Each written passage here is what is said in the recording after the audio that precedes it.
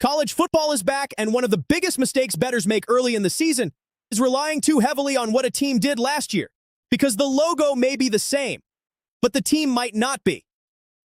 Before I handicap a Week 0 or early season college football game, one of the first things I look at is returning production. But I'm not simply counting returning starters. I want to know who actually played meaningful snaps, what positions those players are returning at, and whether that experience gives the team an advantage in this specific matchup. Quarterback continuity is one of the biggest areas I evaluate. A returning quarterback already understands the terminology, protection calls, timing with receivers, third down concepts, and how the coaching staff wants the offense operated. That can be a major advantage early in the season to light up. But quarterback experience becomes even more valuable when the offensive line returns with him. Offensive line continuity matters because communication, pass protection, and run blocking assignments can take time to develop. An experienced quarterback behind 4 returning offensive linemen is a much different situation than an experienced quarterback playing behind a completely rebuilt line. Then I move to the defense. I want to know where the experience is returning.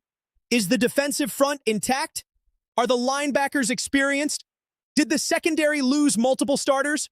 A team can return a high percentage of defensive snaps overall, but if most of the turnover occurred at one critical position group, that can still create a major weakness. The transfer portal also makes this much more complicated. A team might return only a small percentage of last year's snaps, but replace those players with experienced transfers who have already played significant college football elsewhere. That means a low returning production number doesn't automatically mean a team lacks experience.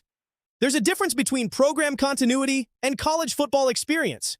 Both matter. Coaching changes matter too. Returning players are more valuable when they're returning to the same system. When a new head coach or coordinator arrives, experienced players may still be learning new terminology, new responsibilities, and completely different schemes. And this is where bettors get into trouble. They see that a team returns a lot of production and assume that teams should automatically be better. Not necessarily. If a bad offense returns almost everyone, that doesn't suddenly make it a good offense. Returning production is not a betting system. It's one part of the handicap. At Pappy's PlayBook, I combine it with quarterback matchups, coaching, offensive and defensive line play, injuries, transfers, travel, expected game script, market movement, and the betting number. And that last part always matters.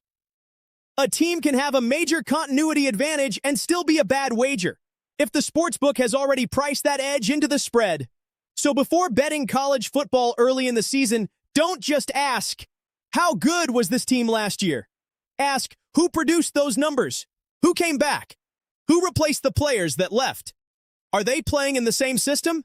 And most importantly, is the advantage worth betting at the current number? That's how Pappy's PlayBook uses returning production when handicapping early season college football.